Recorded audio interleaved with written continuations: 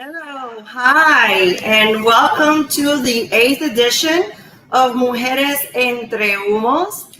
And we are streaming live today from Cu'Noma Cigar Lounge in the neighborhood of Cedar Hills, which is barely like 20-minute drive from downtown Dallas, Texas. So today we are going to be sharing some stories and how the cigar culture evolves here in Texas. But before that, we are going to be lighting up today the Above and Beyond, which is from Blanco Cigars. And we're going to be talking about this in a few. And we're going to be pairing it today with Ramey Chardonnay Russian River Valley with our cigar today. Both selections have been made by Tommie Black, the owner of Cu'Noma Cigar Lounge. And right next to me, we have Saamone, who also is part of the team here at Cu'Noma Cigar Lounge. So welcome. Thank you for being here with us and accepting my invitation to be part of the 8th edition of Mujeres Entre Humos. Absolutely. Thank you for coming out. It's a pleasure to finally meet you in person. Hopefully you enjoy the wine. Oh, well, yes, right? I'm going to be lighting mine here. So tell us, how long has Cu'Noma Cigar Lounge has been operating? I basically had a cold open phase to start off back around, I would say December of 18. But the actual first transaction was February of 19. So we're getting close to the 2-year anniversary of officially being open 2 years. Okay. Absolutely. So, we did shut down for a little bit during the beginning of COVID. I closed the lounge for 4 months just for safety. And, we reopened the doors. The people, it was well received. They were glad to see the place back open, and we haven't stopped since. And how far is there, what's the miles or radio, the radio miles, right, between your cigar lounge and the next one?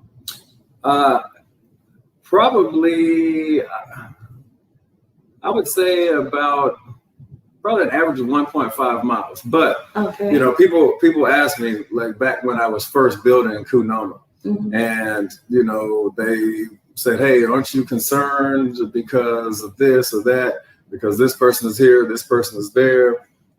And from what I wanted to bring, there wasn't another lounge that was like my concept. Okay. My concept is traditional cigar lounge. No added fillers, nothing extra. I just want to be a traditional cigar lounge. You can still come in, hear some great music, enjoy some top-notch service and a great vibe and good people. Mm-hmm. The other two lounges that are closest to me in that couple mile radius, one is more of a traditional tobacco store, more grab and go. But if you're a member, you can go in the members lounge in the back, and they got a great team, good people over there. Okay. And then the other one is more of that nightclub type vibe where you can smoke cigars. And so, like I had told her when I was building my place, I said, I can't even begin to compete with your concept. Number one, because it's not me. And, I just want to be a traditional cigar lounge. And so what we do here at Cu'Noma is unique. It's not following in anybody else's footsteps. We have our own lane and we don't vary from the script. So by being a traditional cigar lounge, let's point out that you do also have the concept of bring your own booze. Right. Absolutely. So you don't sell any alcohol. Patrons, when they come in, they're gonna bring their own booze and have it with whatever cigars you have here in lounge to purchase and smoke here. So I see on the back you have these lockers, so to speak, for members. Is that so? Absolutely. Okay. Absolutely. That's excellent. And how many brands do you carry at a time? I carry about as far as brands, that's a great question. I've actually never really broken that down, but I carry about 110 facings here. But as far as how many brands I've actually, because I'm a cigar chaser, so something that it may be good today, I may find a new cigar tomorrow, and I say, "Hey, Saamone, smoke this," and then if she says, "Oh yeah, this is the one," so something is getting kicked out, because I'm a cigar chaser. I want to have the best offerings of cigars that I can have in the lounge at a given time. I'm not a label whore, so I'm not gonna have 15 of this big name brand because it's a popular name. You know what I mean? I've smoked every cigar in here. So what you're doing is there's a rotation. So people that are used to coming here, regulars, they're going to be able to enjoy something different, something new next time that they come and visit. Absolutely, but there are some cigars that just withstand the test of time. There's one particular cigar. I'll give them this shameless plug. CAO Consigliere. That was the first cigar that made me fall in love with a single cigar almost 18 years ago. I was smoking cigars, but when I smoked that cigar, I just couldn't smoke enough of them. I mean, it was back when it was called the CAO Soprano, and now they call it the CAO Consigliere, probably because of naming rights with the TV show, since it's not in production anymore. But I carry that cigar to this day because not only is it just a great cigar, but it reminds me of the experience I first had with it because it was such a great smoke, and people that smoke it here today, they concur. Saamone, you're quiet there. Yes. Tell us about your experience. I mean, how you started here in Cu'Noma, and how do you start into the cigar world? Do we want that? No, I'm saying this is a great story.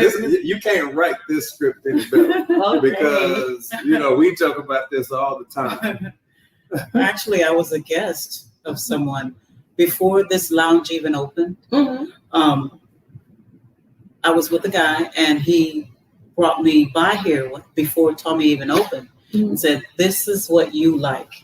You'll like this," because I'm traditional as well. I like, I grew up Haitian, Dominican Republic, so more of what I'm looking for, what I liked, was more of a traditional. When I grew up watching older men getting off the cruise ships and going for a smoke, and they were nicely dressed, and they would go into the lounges that were there, and the lounges were for people with money. Okay. So when I saw his lounge, and I go, wow, yeah, that is nice. I couldn't wait until he opened. Now, I didn't get to come until maybe months afterwards, because when I came, he was still in that process. And I was just visiting then. I didn't live in Dallas then. So then I came back, and the first time I came, he knew who I was, but I didn't know who he was. And I've been stuck here ever since. Anytime I would come to Dallas, I would travel here back and forth. But anytime I would come, this would be my place. Nobody else, to me, in my opinion. Now, I've been to a few others, but they're incomparable to me as far as my comfort level because of what I like, what he brings to the cigar community. I got off into cigars many years ago. My family of rollers, family of tobacco growers, they worked on the fields, and then my father is Haitian, so all is the same island. So back and forth, I was always back and forth with cigars. Funny thing is about it is that though I grew up in it, I hated it when I was a little kid. Hated it because that was all I saw. It was all I saw, all we did, and that's what we did to make money. Yeah. And I would be alongside my uncles while he was selling cigars outside the cruise ship. His name is Achu. It's Achu Tajeda.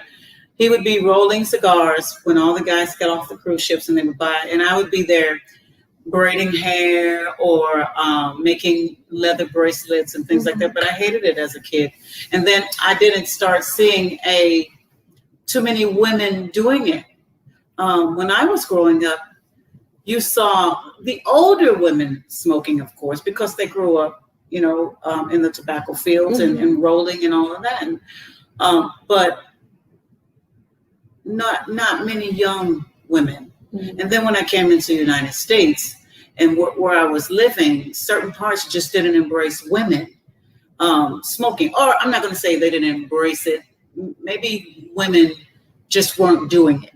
And I don't think that they saw many influential women doing it. So I just thought that I would just kick it up a notch and just bring it back. Since I not only smoke cigars, but I know them. So why run away from what I know and love? Why run away from it? So what part is it? In what moment did it turn into I hate it into it's part of my lifestyle and I love it? 9, 10, 11 years old is where I hated it. When I turned about 14 or 15, I found out that not one, I could make money. 2, I had a gift. So because I had that background and that gift, why not? Mm-hmm. And then I grew to love it. Well, then I started learning more about the leaf because I think I just sat and watched. I didn't know what kind of leaf was what. I didn't know that. I just would just sit around and watch and listen to them in their banter, but I didn't want to hear it. I didn't want to hear it because it wasn't something that I liked. But then as I got older, as I said, I would see the older white men and these sophisticated women alongside them, and I wanted that. I was 15 years old, and I said, I want that. I want to wear my high heels and wear my fancy dresses and bring a sophistication to cigars. That's what I wanted to do. That's what really clicked. That's what clicked. I want to be part of that. I wanted to be part. I wanted all of it, all of it, every aspect of it, because I just thought at that moment, it just changed for me. Mm-hmm. I just thought how beautiful it is to smoke cigars, especially with your guy or family members. That's one of our big things as a family, smoking cigars together. That's a big thing. Mm-hmm. And now I have this love that I can't turn it off, and I will not. I love it. That's interesting that you said it like that. A good friend of mine, he's one of the biggest authorities in wine in the world. D-Land Proctor. He's been in all the Saamone movies, and he had that moment as well when he decided he was going to really begin his wine journey.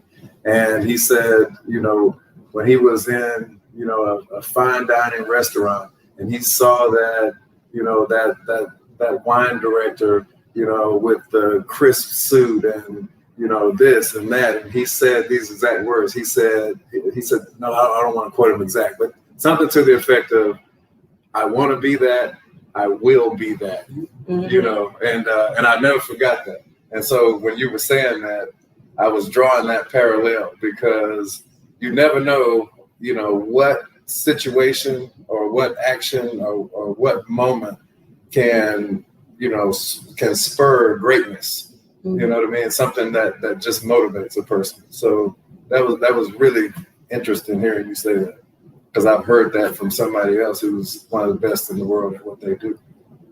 And so explain to me, how was it that you ended up becoming part of the Cu'Noma Cigar Lounge team?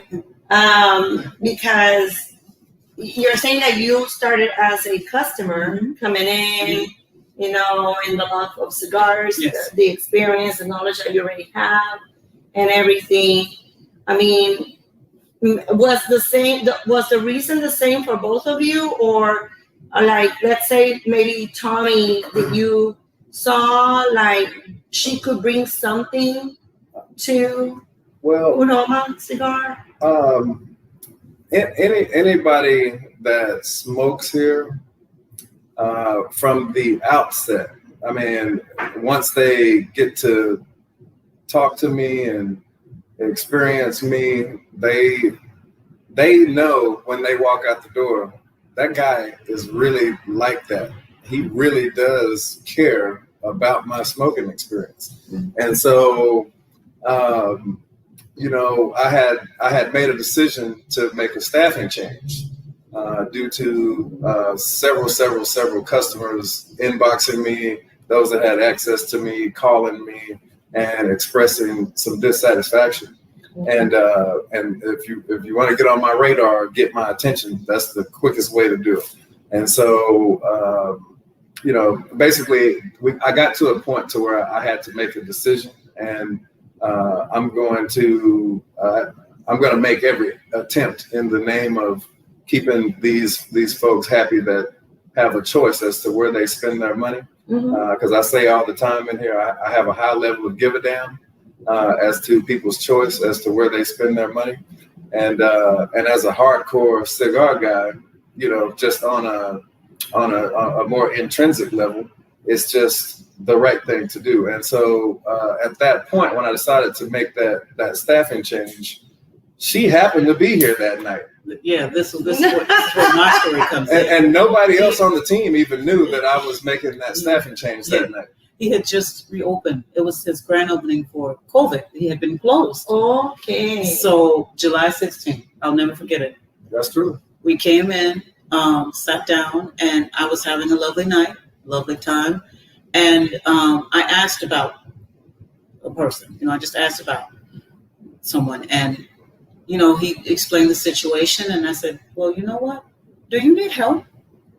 And he said, Saamone, Don't play with me. I said, do not play with me. I said, no, I'm very serious.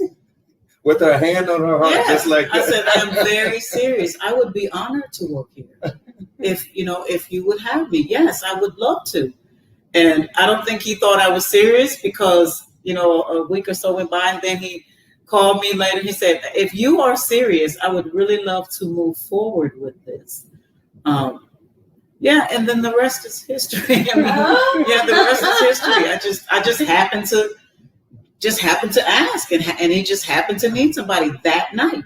So it's like the saying, being at the right place at the right time. Exactly.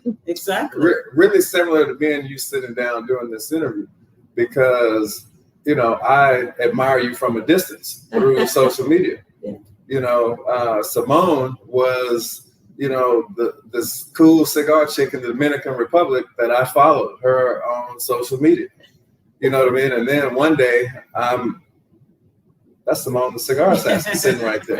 You know, and you know, so it was the epitome of a full circle experience. You know, just from, you know, being a fan of her cigar journey to actually meeting her in person. You know, to wow, she is a part of the family, you know. Yes.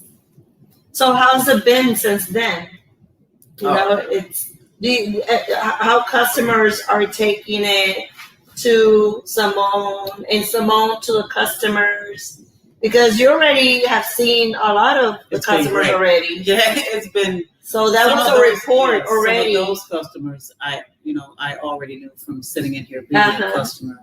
But what has happened now is that people that follow me on social media, because now I reside in Dallas, and now I am in a location, you know, where they can actually come in, say hello.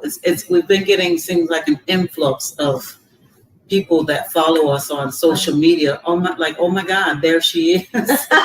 Or this is Cu'Noma. Oh my goodness. You know, there's so many people have been coming in and have said they've always wanted to come to Cu'Noma, and now that they're here, you know, and thanking me for their experience. Well, that's what I do. because I love cigars so much, I'm going to give you what I love. Mm-hmm. It's nothing. I don't force it. I love for people to, I love a reaction off of everyone's faces that sit down and have a smoke and their BYOB, bring their BYOB. And I love being able to go over to the humidor and assist them if they need assisting. That's important. The important thing is that when somebody walks in and they have no idea what it is they want to smoke, being able to offer something. I saw Tommie, a guy, come in. He knew nothing about cigars. He needed a humidor. He needed the whole nine. We should have recorded it that night because Tommie sold him a humidor. Tommie sat and seasoned it for him. Nice. He picked out cigars for him. I mean, everything. We should have really recorded that. He got it set up. Yes, that was an experience that it drew me to tears. It really did. It drew me to tears because this man, he was very satisfied when he left. After he left, he's like, man, I live right across the street and I've never been here. Oh, yeah. Look at that, in the same community. It was great.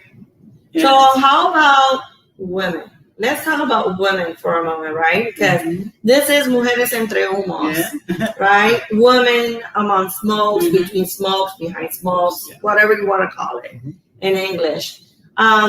So being here and, there's the cigar assassin, a woman, very elegant, beautiful, knowledgeable. How are women? Do you see like more women are coming in? Have any women non-smokers have come in because they wanna start? I'll let you that journey because you've been here and I just got here. So with that being said, compared to before and after, I would have to say that we have a lot of seasoned female clientele here. We don't really get a lot of damsel in distress. Can you help me? We get new men and women, periodically, but we do get a pretty solid contingency of women that really smoke them. You know what I mean? They may they may have a question here and there about a particular cigar or a blend or what have you, but for the most part, they come in. Most of them may have their travel case all bedazzled with jewels or what have you, and they got their tools and do we get some that say hey, can you cut this for me? Can you light it for me? And we oblige every time. But I honestly have to say that a majority of the women that smoke here, they really do it. Okay. So the majority of your female customers are already cigar smokers for the most part. Absolutely. Okay. And in fact, so let's talk about Blanco Cigars. Blanco Cigars, I mean, how long have they been in the industry? And then talk about above and beyond. Why you selected this particular cigar? Well, I'm just kind of a gut feeling type of guy. So when you said, hey, you wanted to do a pairing, this cigar, every time I smoked it, it had a buttery, creamy profile to it. And especially this particular size, the 7x54. And the Ramey Russian River Valley Chardonnay, it's not a citrusy Chardonnay, it's a more buttery Chardonnay. So that was the first combination that came to my mind when you said let's pair it. Now, David Blanco, he is a fellow Mason. He's a prior military guy. This cigar, the Above and Beyond, you notice the stars and stripes. Yes, beautiful. And it comes 21 cigars to a box, to commemorate the 21 gun salute. And not to mention, he's the nephew of Plasencia. So he has access to all the best tobacco in the world. I've heard it said it's hard to smoke a cigar that doesn't have Plasencia tobacco in it. You know, so you know, this is I'm a fan of the blend. You know, I really enjoy smoking it, and I just thought that those two would go well together. I mean, I didn't really even have to think long about it. So what the wrapper on this blend is It's a Habano Rosado wrapper. Okay. And you have a Honduran and Nicaraguan binder filler combination. Great. Yes, a nice blend. Very easy smoke. Oh yeah, well. absolutely, definitely. I mean, I'm a guy. I'll smoke a triple ligero at breakfast. You know what I mean? So, but for those that want a lighter smoke, you know, this is going to be that medium bodied smoke that you could smoke with your coffee in the morning. Mm-hmm. Or, you know, if you smoke it and you just enjoy the blend, smoke as many as you want throughout the day, you know, but I definitely enjoy smoking it. Well, let's go ahead. I'm going to take a sip here of this buttery Chardonnay. Yeah, you're not going to get the citrusy zing off of this one. As well. Yeah, I can taste what you're saying.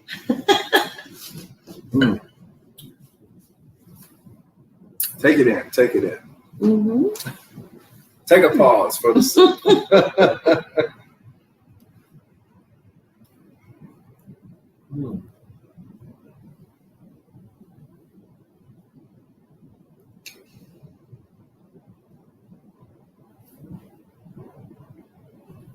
Now by having the Chardonnay on my palate, there's a little change on the notes now that I'm picking up. It gave me a little bit of a very light leather note there when I made that switch. And I think I saw a slight retro hell. Yeah. And you probably got a little bit of pepper on the nose. I did on my retro hell. Yeah. Yeah. Nice. I love the ring, the sticker right here. Oh yeah. It is really eye-catching, very patriotic. Once you know the story, it is eye-catching. Once you know that story, that's a lot for me with bands. I don't know why. I've always been intrigued with cigar bands, so I always research the reasons behind whatever band they use. Yes. I don't know why. How they came about designing it. I love that. I absolutely love that. Well, Tommie already told us about the 21 stars, about the salute, and what other, what's more into the band besides that?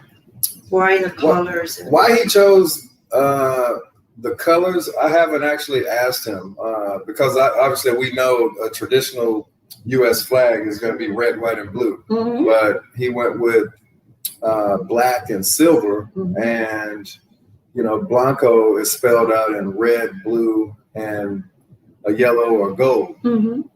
But that would be a very interesting conversation to have with, because if I know David, he has a clear-cut explanation as to why. Interesting, right? That's excellent. So what are is there any plans you were sharing with me, but that's something that you do separately from what has to do with Cu'Noma? It's something that you're doing individually, doing collaborations with other cigar lounge owners, right?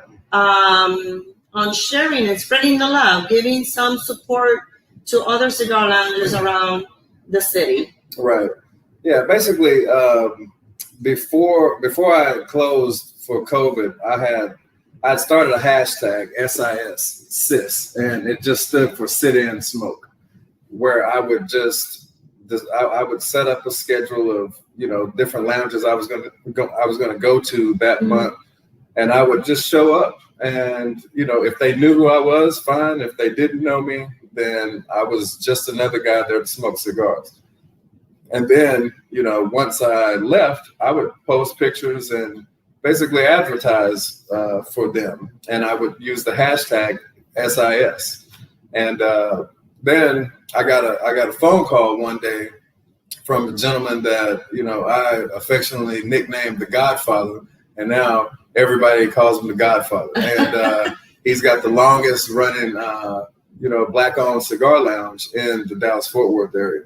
And his name is Tim Davison. He's the owner of B&D Cigar Corner.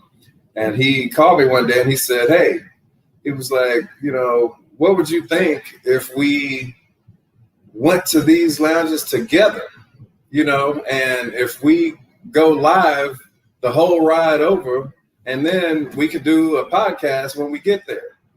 And I was like, man, that kind of takes the whole SIS concept to a whole new level. And so it grew from, it ended up the very first time we went out, we created, we basically founded what's now known as Cigar Brothers Rolling. And Cigar Brothers Rolling because we roll out and go visit and support other lounges. And we do a whole week's marketing campaign to drive business to that lounge. And, it was something that just started out for me just being a cigar guy. You know what I mean? Because I go to these lounges and I don't say, hey, I'm Tommie Black. I'm the owner of Cu'Noma Cigar Lounge. I'm just the dude that smokes cigars. I've never introduced myself as the owner in here when people come in. If they know me or know who I am, then that's outstanding. But you don't introduce yourself as? Never. Mm-hmm. And so, it's myself, Tim Davison, Larry from Lasoa Cigar Lounge in Carrollton, and Jeff, the owner of Astute Gentleman. And so it went from, just Tommie Black showing up at your lounge. Now you've got all these, popular heavy hitters in the cigar industry, some who have been operating longer than I have, that have a bigger following than me. And, it's all about just, selflessness, and we literally leave our lounge. Say it again? Camaraderie. Indeed. Yeah. So we leave our business and go and drive folks to your business. So if there's someone that's always wanted to meet Tim, they know that Tim is full of laughs and jokes, and maybe he's too far, but you've always wanted to meet him, and now he's coming to a lounge in your neighborhood. Listen. And has three of his fellow brothers with him from the cigar industry. So it's a pretty good thing. And tonight we're doing our first one since COVID. And so we're kicking it back off tonight. Excellent. And it's interesting that, you came up with that concept because I've learned in a very short period of time, because it's going to be almost 3 months since I opened my page of Mujeres y Humos, because I'm coming from Hostess with the Mostess, which is all about libations, right? Mm-hmm. And this is more about pairing cigars and such with cocktails or liquor. But what I've learned is that in this particular community, in the cigar community, there's an engagement. People want to engage with you. They want to know what you think about the cigar, what was your experience like, and mostly if you're a woman, I get a lot of messages from men in the cigar community. Oh, that cigar is excellent. Or I have not had that cigar yet. How was it for you? Really? Wow, we share similar palates. I'm going to go and get it. Yeah. And then I'll let you know, share with me. And so that cocktail, can you send me the recipe for it or the instructions and so forth? And it is important and vital to not only engage through social media, give them prompt response when they're sending you messages. Probably you all know, right, on Instagram, if they're not following you or what have you, or you're not following them, they send you a message and it falls onto the back, right? I'm always paying attention to that Mm-hmm. because I don't want anyone to feel like they're not important. Because I am here because of them, of my followers. Mm-hmm. And it's important to understand what is it that they want, what they're looking for, if you're doing a good job, if there's something else that you can do. It's a constant learning. You can be smoking 20, 30 years a cigar or cigars. There's always something new to learn. The trends also change. People are looking for more complexity on their experience. And that's where it came to me. I said, you know what? I am going to embark in this journey of cocktails pairing with cigars, because you can smoke this same cigar several times and do different cocktails, because there's not one single cocktail that is just the perfect fit. And it will give you a whole different experience and discover notes that before you didn't discover the last time that you pair it with such cocktail or a nice Chardonnay. So this engagement with followers is very important. You stress it out a lot. You as well, Saamone, on how they come in, and they're not only looking for, just smoke a cigar. They want to be part of you. They want to sit down and share a smoke with you. So having said that, you can be here, 10, 12 hours, and you end up smoking a pretty nice amount of cigars because everyone wants to share a cigar with you. I mean, how is that? Saamone, what's the average of cigars that you smoke in a day when you're here entertaining and taking care of customers? Usually probably about 4, maybe 5. It just depends on, a lot of times I pick a cigar that the smoke is long. So that the cigar could last me 2.5 hours. Then I'll wait, and then I'll smoke something else. But usually whatever I'm smoking, people will walk up and ask me what it is. What is it you're smoking? And I try to sell that to them. Well, I'm smoking this, and it's really great. You'll like this, or you won't like this, because if your palate isn't. A lot of people that come to me, a lot of them, I don't really smoke strong. I say I am. I can go. I'm a smoker. So I don't, mild, not so much. But yeah, probably about 4 or 5 a day. Yeah. Okay. Yeah. And that's putting it mild. That's probably putting it mild, because I will wake up and smoke. Wake up smoking a cigar. Yeah. It depends on your mood. Yeah, it just depends. Definitely my mood. Definitely my mood, because I will have a cigar with my coffee, in the morning with eggs, eggs. And then you have the time, because that's the other thing. Another thing, the time, because you have to have the time. Yeah, the time. To really enjoy and smoke and get the whole experience out of it. So Tommie already shared with us his initiative with other cigar owners about traveling and going to other cigar lounges around the city in DFW. Have you thought about doing the same, Saamone? I was already doing it. Okay. I was already doing it before I even came to work here. Excellent. I took last summer and summer before last, I traveled over the United States. So tell us about that. I would go to, my goal was to seek out Black-owned lounges because I was finding that there weren't many. So whenever I would go to, I would Google or I would hear about a lounge that just opened, and I would go. Not too long ago, the beginning part of this year, I went to 2 lounges that just opened. 1911, which is in what is that? Not Austin, San Antonio. 1911, which is in San Antonio. These guys just opened up. They bought a house and transformed it into a lounge. And then I went to a place called Ashes. That's in Austin, female owned. Oh, really? So that was another goal of mine, to find lounges that were female owned and Black owned. Because, we go to all kinds of, whatever is available, we go. But my goal was to go and kind of put them on the map. Yeah.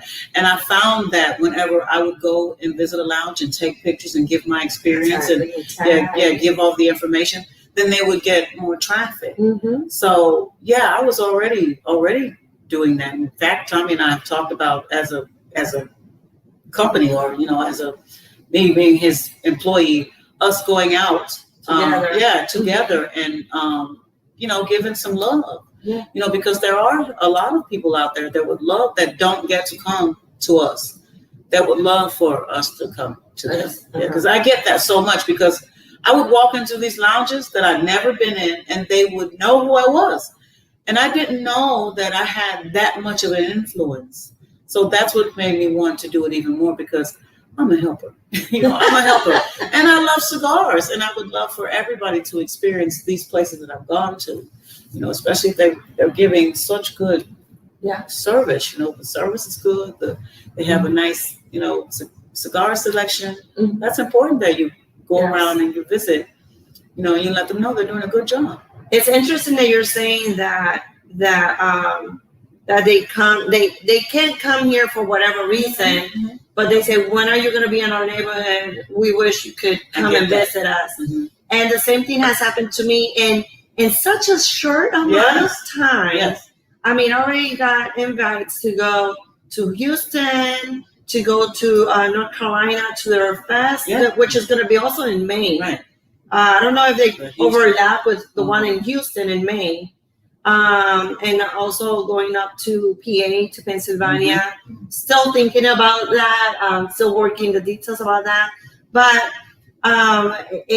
and I guess that also has to do with that they see in a person something that they crave for. Mm-hmm. They find something in you that they go like, they can identify with you, and they say, oh my gosh, you would be such a great asset. Mm-hmm. We want you here. Mm-hmm. You need to be here. You need to come over here. So I'm like, okay, let me save up my days, my vacation days, and plan accordingly. And that is so flattering at the same time. I'm like, but really? Yeah. Really? I felt that same way. And get inboxes and get invited to different places. I mean, you have other ladies that have 60, 70,000 followers, or 8,000, 10,000. I'm not even 1,000 yet. Yes, Cynthia, but what you have shared so far is so insightful. And how you come and pair everything, and how you express your experience, the wording, everything, then they know you are the real deal. You bring a sophisticated experience. Yes. So it's not to give me a pat on the back, nothing like that. It's just to share with the viewers how this whole community works, how the dynamics of it. You don't need to been in it or exposed to it that long. Oh, yeah. If there's value to you, it's going to show. Oh, absolutely. And people want that. They want that. Absolutely. People that really smoke cigars and they're about the culture, when they see somebody, you're specifically talking about you as a woman, when they see a woman that is giving content, that's something that they can identify with and see value in, versus if you were taking pictures holding a cigar in a bikini every post. You know what I mean? Like somebody like Delicia, Cigar Vixen. She'll put on a bikini, but she'll do a whole breakdown on a cigar video. She does. You know what I mean? And she's going to give it to you. Yes, she does. She does. So when you're giving content, people that are really about the culture, they respect it. Mm-hmm. Yeah, that's true. And also I've said it on a podcast that I was invited to at the beginning of this week, and I've said it in other lives that I've had, that there's a lot of work involved in creating content. Mm-hmm. I've been asked, well, when are you gonna bring up? You're gonna put up a web page, actual blog, separate, and everything like. I honestly don't have the time. I honestly don't have the time. If I was able to dedicate myself 100% to this, excellent. But I do have a day job. There's something that I do on the side. I'm passionate about it. The same as with the cocktails. And it's on my own time. I request vacation time so I can do this at the same time.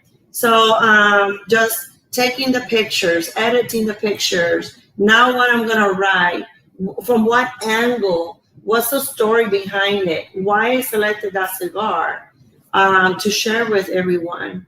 So it's a process. That blog will take you to a whole nother level. Well, that's true. It would, but we'll see. It's the time. It is the time. It is the time. Yeah. It is the time. So we'll see how it goes. But when I asked you, Saamone, about engaging you and share with us that you have been doing it already, traveling and going to other cigar lounges, other cities and so forth to bring more traffic, help out and everything else. But at the same time, like for instance, there are societies the same as Brothers of the Leaf. There are Sisters of the Leaf. I interviewed a Sister of the Leaf from Greece, which are well organized. And I'm already starting to do my own in Puerto Rico. So it's called Mujeres Entre Humos, Sotl PR. That's Sisters of the Leaf of Puerto Rico. And with that intention. So it's not only about fashion and it's trendy. Oh, look at me, we're females and we're smoking cigars. No, it's a society. I want that that sharing, that experience. And so far, the ladies that have said, Cynthia, I want to smoke a cigar with you. I want to know what it's like. And I bring them in and we go through the whole experience and they're like, wow, this is something else, and that's what you want.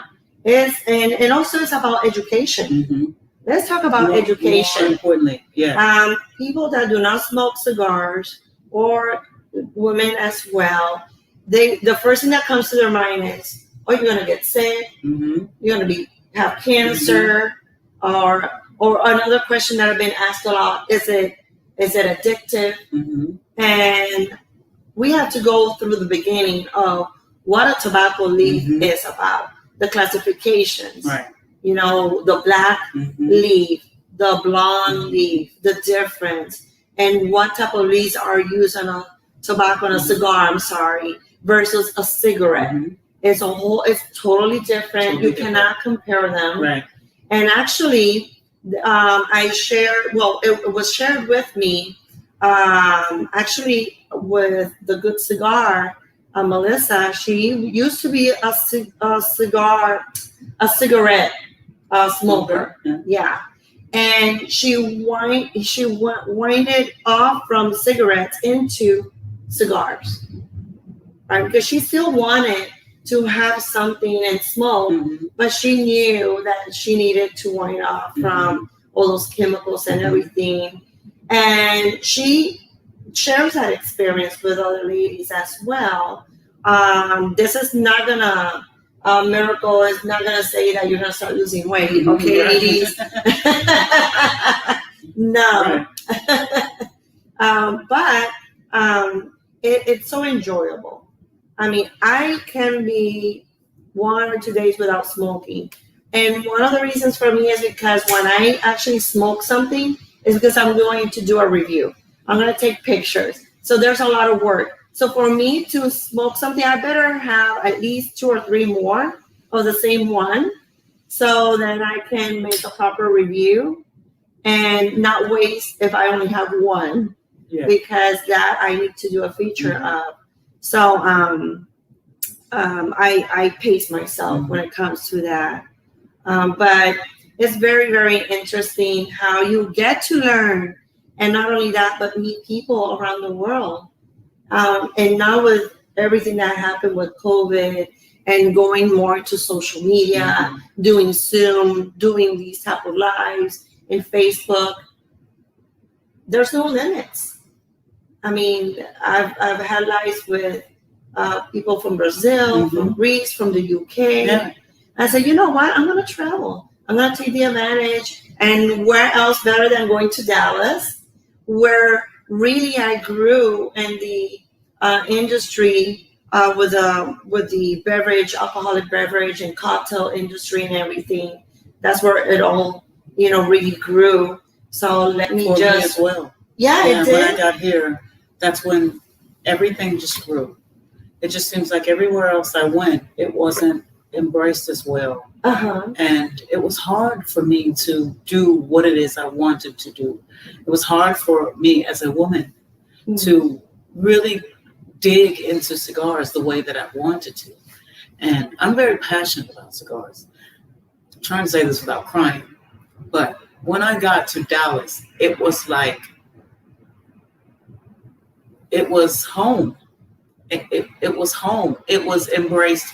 I've never been to a place where I've seen so many women that not just smoke, they're very knowledgeable about what they smoke. That's why when Tommie said that, we may get a few new ones here and there, but for the most part, the people that come in Cu'Noma, those ladies know they can school me on a few sticks, and I love that. I love being able to talk cigars with another aficionada. I love that. When I got here to Dallas, it just seems like the whole world just opened up. There's no limitations to where we can go as women in cigars. It's so embraced here, and that's what I love. That's more or less what I love. What I love about Dallas. I've only been here now just 1 year. 1 year in July, and I've done more in this 1 year than all of the years I've been even smoking or anything like that. Here, I'm encouraged to venture off and to do things and to, just whatever my platform is. Dallas has my back. They definitely have my back. So I get it that you're here now and things are opening up. Yes. Yeah. That's what I told her when she came on the team. I said, I will not try to change you. I said, because you can't give them the full Saamone if I'm trying to change you. You have to be able to give them you. And that's very important, and bring that uniqueness to the surface, because that's what they're seeking, actually. And it's also important to stress out that, especially for us women that are cigar smokers, it's important to find the place where we can call home, our second home, where we can express ourselves, feel comfortable in doing so, and be considered as part of. Not someone that it's separate from. And it's funny because when you said that, and not funny in a funny way, but what I'm saying is, it's coincidentally because the cigar lounge that I usually always go to at least once or twice a week at Casa Montecristo in Old San Juan, Puerto Rico, the owner, he goes, Cynthia, come over here, sit down here with me. Let's talk. Smoke a cigar with me. I'm always going to smoke a cigar. I'm always there smoking a cigar. But, it's like the inclusion. Yes. And I go, here we go. I'm here with the guys. I'm here with the boys, smoking the cigar and talking and whatnot. And it's interesting how they ask you questions because they're interested. They want to know. Or how long have you been doing this, and so forth, and what is it you like, and they are fascinated by it. So kudos to you, Saamone. You keep doing. Thank you so much. Yes, or definitely, we need more of that. And thank you, and kudos to you too, Tommie, for bringing Saamone on. I can't thank him enough. I can't thank him enough. Every time I come to work, I go, I just love it here. I love it here. You're not coming to work. It's not work for me. No. It isn't, because I'd be smoking anyway. No, So I get paid to smoke. I get paid to smoke. You know. You said exactly what her philosophy is. This is not work. She was like, this is my passion. This is what I love. It's not work at all. And he makes it easy. Yeah. He makes it so easy, because I may not know his full vision, but I know most of his vision.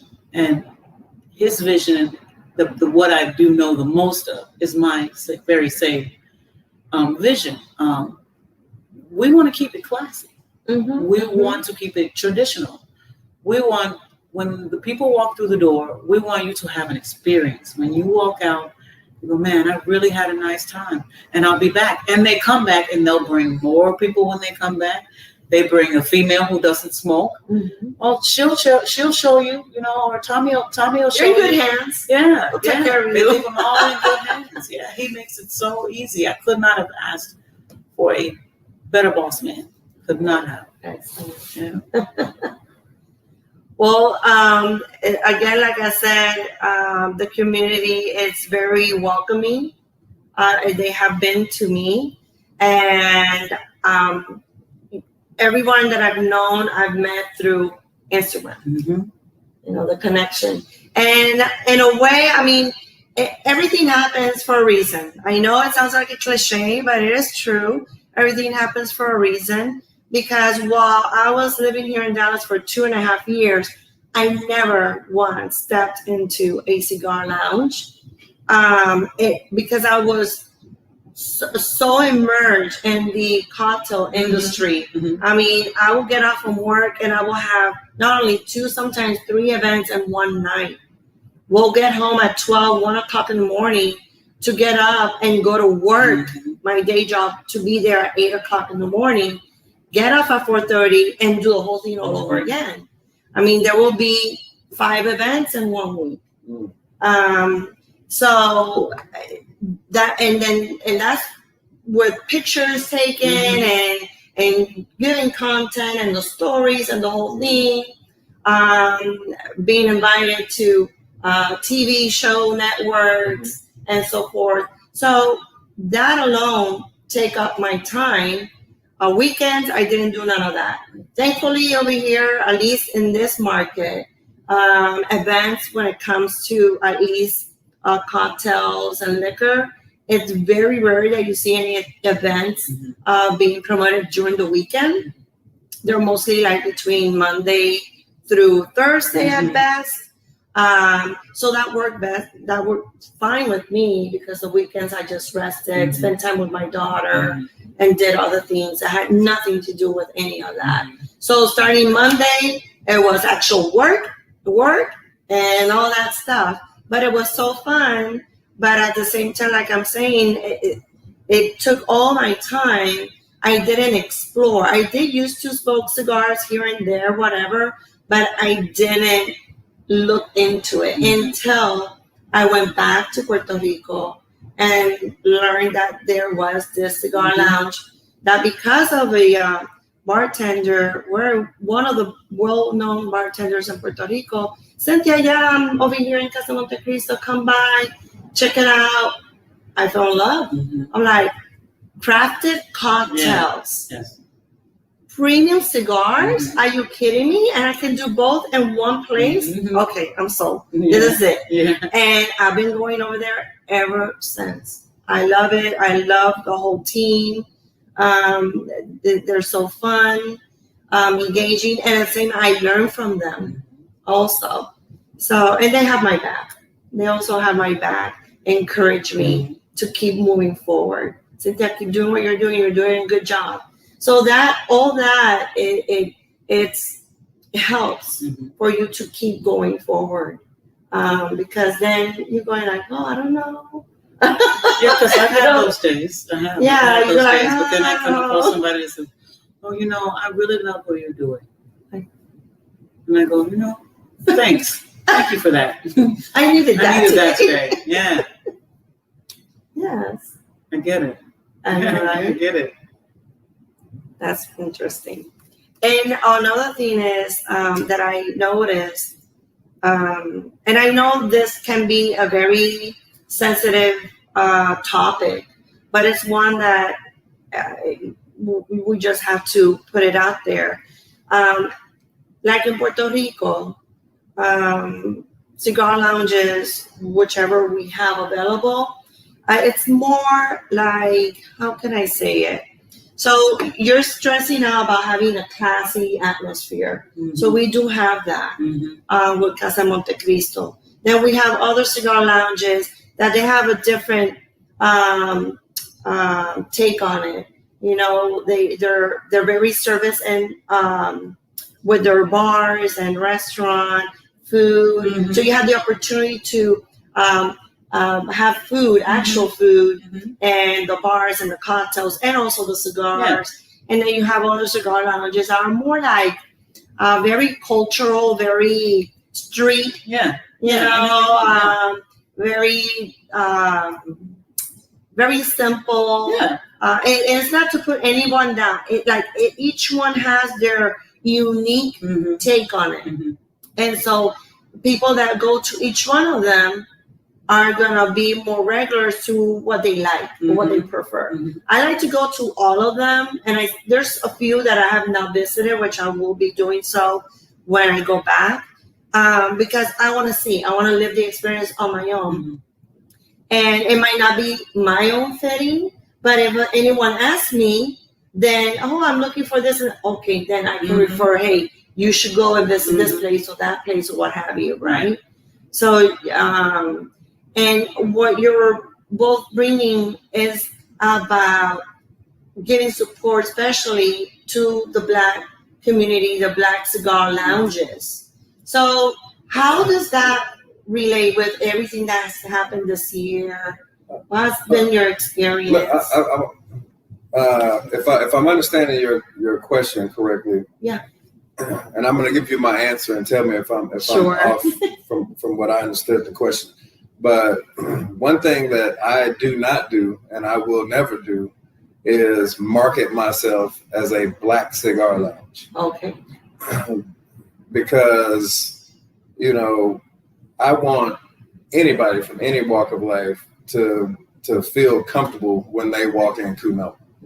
And I think we accomplished that because, on any given night, you're going to see, Black, you're going to see white, you're going to see Hispanic, you're going to see young, old, you're going to see blue collar, you're going to see the downtown attorneys, you're going to see media personnel, that come in here and smoke. So that would be my response in a nutshell. Excellent. Yes. And that's where I was heading at, because with all the things, Dallas was one of the many cities that really demonstrated with the events that happened earlier this year and got affected by it. So I was curious to see how, when you reopen after that, because coincidentally with all the COVID and everything, how does Cu'Noma, is seen in the community as a whole? Mm-hmm. So that is excellent. Absolutely. That everyone feels that that they're welcome and they're part of, and then that's how it should be, actually. So I wanted to ask that question because, that's why I used my experience or example, because in Puerto Rico it's more about style. Mm-hmm. Because it's Puerto Rico, we're all Puerto Ricans, right? And we all share a culture. Mm-hmm. But when you're already in the mainland, there are distinctive cultures, like you stated, blue collar, whites, white colors, Latinos, Hispanic, and so forth. And so they tend to sometimes separate or divide or stay within their same area. Mm-hmm. So for them to reach out and go, not because because there's going to be people that I can identify with culturally, but I'm going there because of the experience, of the quality, of the good times I'm going to spend there, the cigar selections that they have, which that is really the base of the cigar community. It's about the experience and sharing all those moments together. Absolutely. I agree. And anybody that comes through that door I'm going to treat them the exact same, regardless of race, socioeconomic class, and like I said, we get all walks of life. Yeah, that politicians, here. Sheriffs, oh yeah, all kinds, and they're all going to experience the same treatment. Yep. No, I mean, we had to and it's great that we have covered all those important aspects of what it entails to be in a cigar lounge business. Because the same thing is shared with me by owners of their cigar lounges in Puerto Rico. They want everyone to have a great time. Everyone is welcome from all walks of life. And they really, truly care about the person that's walking through that door to enjoy their experience. And most of them, the owners are there. They're there. They're open to give you any suggestions, help you out from cutting your cigar, lining it up for you if they have to, and whatnot. Because that's what's going to stand out from being a great, great cigar lounge at the end of the day. Absolutely. That's great. I agree. Well, it's been a pleasure. I mean, I've been enjoying, because I've been talking, right, a lot. I let the flame, that's not good. That's not good. I know, my apologies. But hey, it comes with the territory. But I'm truly enjoying this pairing that you put together for us this afternoon. And I received that fully because I see your mixology video. So I know you know what you're doing. Yes. And actually, it's something different for me because usually when I have any sorts of under the wine category, I always go towards a port wine, especially a Tommie. When I'm just too lazy to mix or think about any cocktail. So I do that, especially in the evening, a late smoke. So you have brought something or an experience or added an experience for me and pairing it with a Chardonnay, which I have not done so until today. Oh yeah, there's not a lot of cigars I would take that chance with that particular flavor profile of that Chardonnay, but I appreciate that. It's very delicious. It's one of my favorites. I've been drinking this Chardonnay, oh gosh, probably 12 years. So if anyone was interested in this great wine, again, is a Ramey, or am I pronouncing it right? Ramey. Ramey, Chardonnay, Russian River Body. And this one says vintage 2016. So from the Sonoma County, here's the bottle. Maybe, hopefully they'll see it. But take notes. If you want to go to your nearest wine store or liquor store and look it up. And we have the Blanco Cigars. And we're smoking today the Above and Beyond. And the 7x54. Great smokes. Indeed. Great company. Thank you. And I hope that it's been enlightening for all our viewers. And if you have any questions later on, you can reach out directly to Cu'Noma Cigar Lounge here in Cedar Hills, Texas, which is less than 30-minute drive from downtown Dallas or the city of Dallas. And the lovely Saamone here, the cigar assassin. She also has a page on Instagram. Her handle is Cigar Assassin. And she will treat you gently. That's just a name, right? Yeah. How did Cigar Assassin come? Somebody gave me that name. Really? Actually. Yeah, they just gave me that name because they just saw me just smoking cigars. Like, man, you are a killer. Woo. Like, you are a killer. You really, you're kind of like a ninja assassin. So I go, Okay. I like that.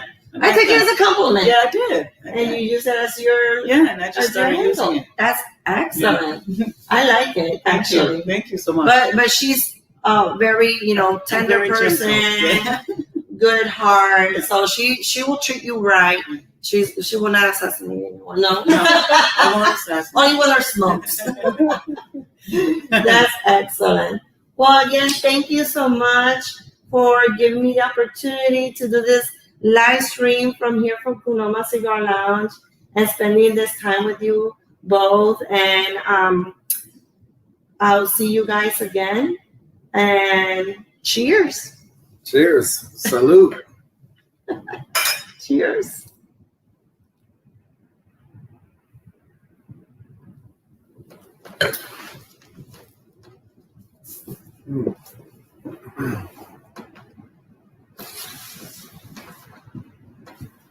I think that was gonna go well with that cigar I just gave Yeah, you. think so. That Yeah. was- This is good. This is good. I'm happy about this now. What's up, brother? Thank you, man. Oh man, I was trying to tell you, man. Go ahead and get your stick and light up. I didn't want to. He was ready to like single, like go ahead. Oh,